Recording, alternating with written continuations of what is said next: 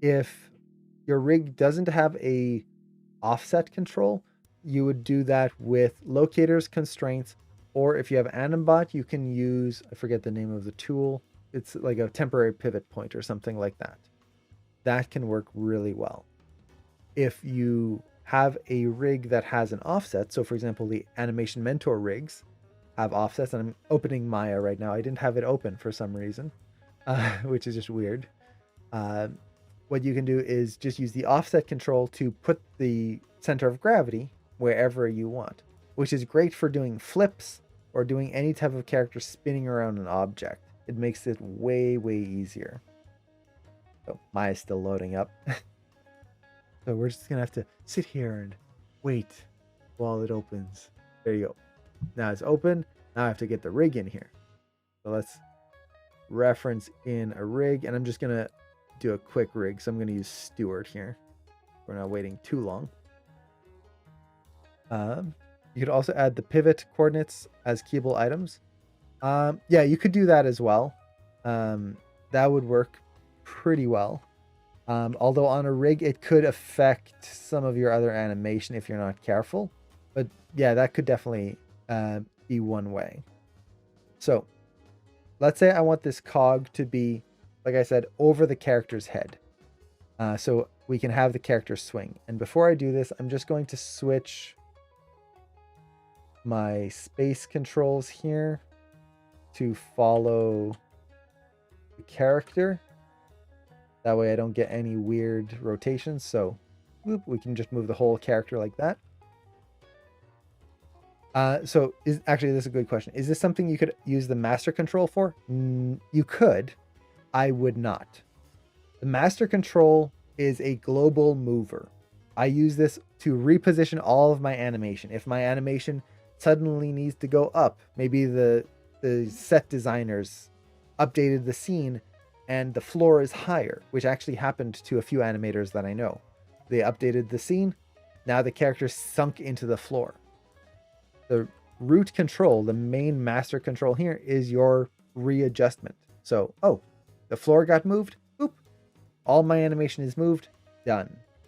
If I needed to have a character in a car, like we saw in the clips before, the character's in the car and they're moving and the car is driving around, sweeping back and forth, I would constrain this control to the car. It follows along. It drags the whole character over. I don't have to worry about any animating of the hips side to side in the car to keep the character in the car.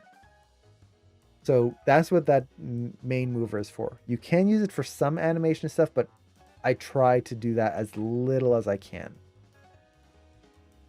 Instead, you would use pivot offsets. So you could add a constraint. I could create a locator, for example. Let's say your rig doesn't have any offsets to deal with. So I could put a locator where I want it to be, and then I will constrain the hip to the locator. So constrain parent.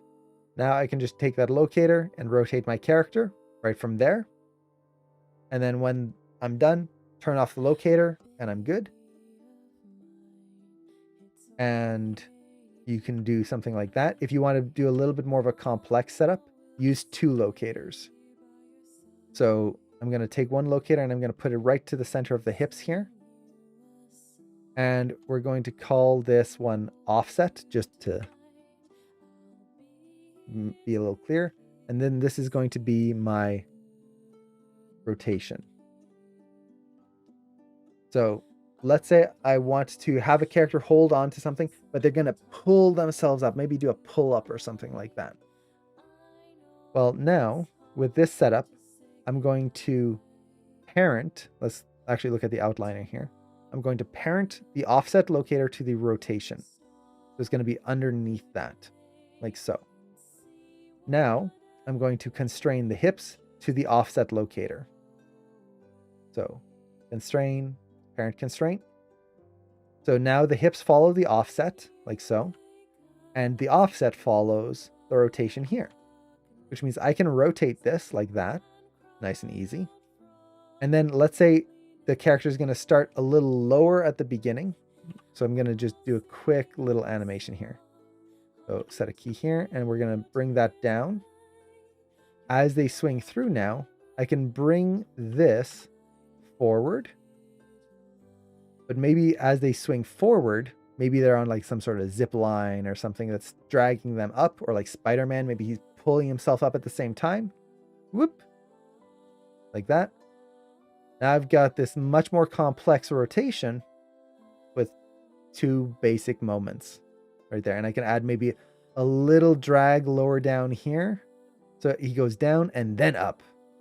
So you get that kind of extra little whipping motion right through there. So there you go. Done. I've got this really complex motion that I didn't have to try and like key and do all of this complex things. I've got the perfect rotation, all done. At this point now, I just have to layer in the posing. I'm good. So yeah, multiple locators just gives you more options to do things. The more layers you get, the more kind of control you have on individual elements, which is really cool. So you can do it with locators. Now, sometimes you don't want to have a locator. There are times when, yeah, I don't want to deal with that. Well, if your rig has it, like in this character's case here, I'll select the cog and you have what's called the gimbal cog on this rig, or sometimes it's called offset control, something like that. And what this control will allow me to do is kind of a similar thing. Right now, the cog rotates from the hip, right here, center of the hip, which is great, except for, let's say when a character is doing a flip. When you're doing a flip, you don't rotate from your hips. You rotate from like your belly button, torso area. It's a little higher up. So if I was to animate my character, hiya, doing a flip, this is wrong. This is going to look really weird.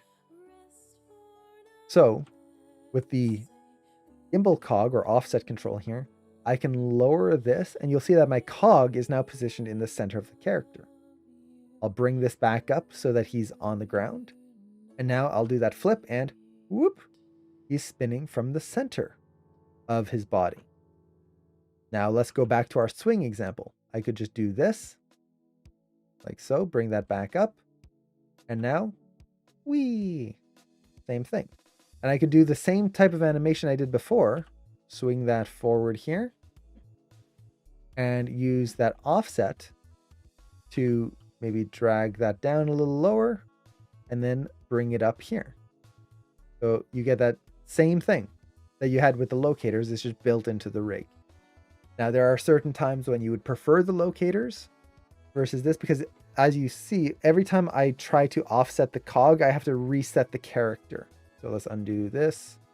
So for example, let's say I want it to be at his shoulders. Well, I have to lower this and then bring the character up.